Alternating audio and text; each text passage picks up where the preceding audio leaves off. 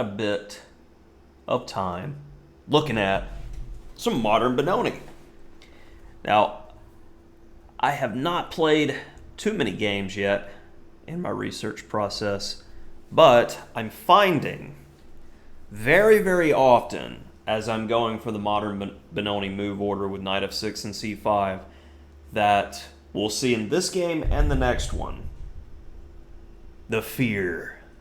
And I mean, the Benoni, Son of Sorrow, it's an aggressive and risky opening.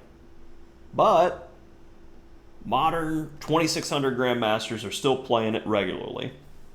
And I gotta say, I like the dynamic positions, and they hold up a lot better, theoretically, from modern engine perspective than I thought they would, especially in the sidelines. You have so many good options after, say, e3 here. If you're a Caro-Kann player, you can take on d4 and then go d5, and congratulations, you're back in the Panabotvinnik stuff.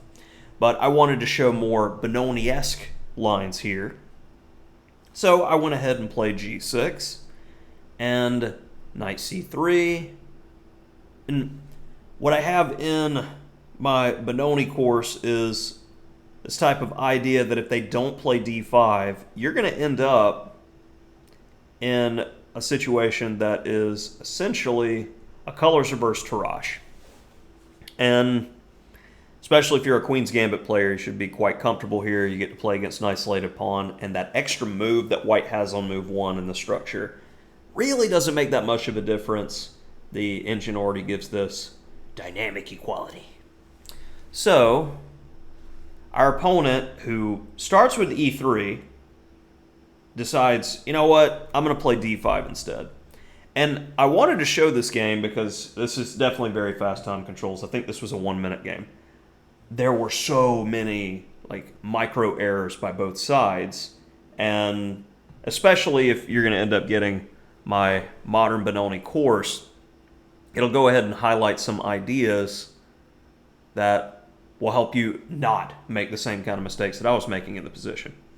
So castles, knight f3, we need to fight for the center, get that open file, and after e takes d, I'll be honest that I didn't remember the exact theory here because these are non-critical lines with e takes d.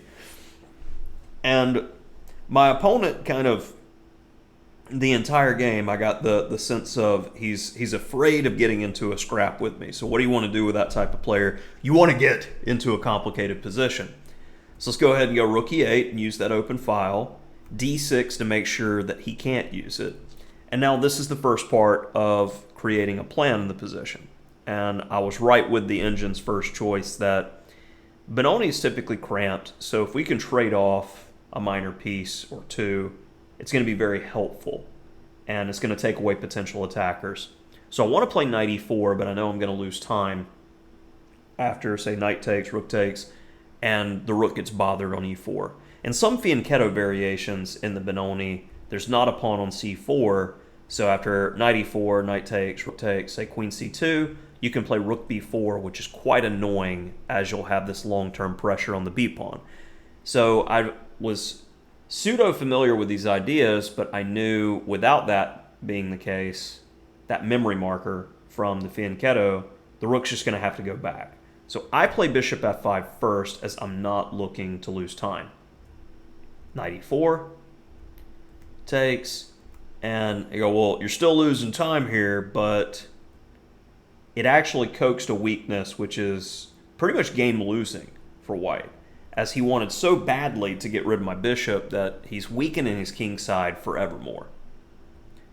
And the main thing that you have to be aware of with the Benoni, and this is very, very instructive, is our weak pawn on d6. That's the focal point of attack.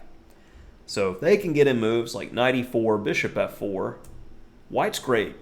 White's got long-term good play here. Now, I didn't even consider the best move in the position, but once I explained the plan, that white's supposed to be playing knight e4 and pressuring our d6 pawn, how about we just take away knight e4? The best move is f5, And here is an engine line showing how nasty the Benoni can get and why G4 was just bust right out of the get-go. Takes. Would you like another? Okay. Mate threat. Yeah, I'll give you all the pawns. I don't even care. Oh, you want a free bishop too? It's free. Absolutely free. Check. Mate threat. All you can do is block. And yeah, you're having a bad day here by force. Lots of forcing lines. You could have sacked the queen there too, but you know, it's not going to help. You either lose or you lose. So great point here against this G4 idea, F5. Well, me being me, more of a positional player, I'm like, I gotta get everybody involved. So I'm going to play knight A6. And after A3, I play knight C7 to be flexible and prepare B5. But if you're going to play B5, why not do it immediately? Stronger, because it takes, knight C7 hits both targets, and you get what you want, the freeing break to get more mobility with your pieces. So, move orders matter. I may find the correct plan, but you got to be thinking more forcing when playing these Benoni positions. So knight C7, knight E4, and knight E4 is so much of a problem that the engine's first choice here is to actually take it and then play in this manner to go on the offensive. So it shows how strong this move was and how important the detail playing F5, and I have a much worse position at this point. As I play queen E7, as I'm just like, hey, you know, I can play, if he goes bishop G5, I can go queen F8. And that's as far as I thought here. I didn't go one move deeper because of the time controls, but bishop G5 is crushing because he can play knight F6 and it gets rid of the bishop pair. He has the bishop pair. I don't have F5 or H5 anymore. The B5 break has diminishing returns, and yeah, white's just got an amazing position.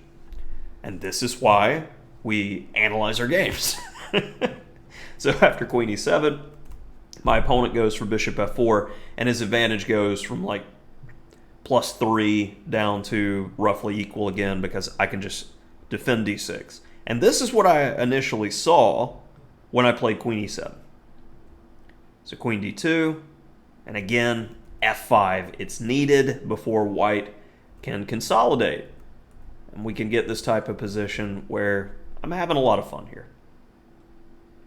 But I go for B5 because I was set on that when I played knight A6, knight C7. And this gives white the opportunity to play rook AE1 with a crushing position. But he goes B3. And again, rook AE1 with a crushing position would have been much, much stronger. I finally figure out that, you know, maybe I should be doing something on the king side. And I get greedy here. So I'm like, ooh, pawn. No. Take. Get this rook to go away. And I'll just win. Greed is bad. What he should have done here is take knight G5 and I lose. So a lot of just tactical missed opportunities for both sides here. Bishop takes. He goes bishop G5. We need to watch the d-pawn in case he plays F4. He does. Check. The bishops are slicing and dicing. No immediate mate threat with bringing the queen in, so let's just consolidate. Don't take any unnecessary risks. And kind of tricked him a little bit there, as now that's a piece, and that's the game. So hopefully you enjoyed this casual blitz game and this Benoni sideline or casual bullet. I don't even know. So, on to the next one.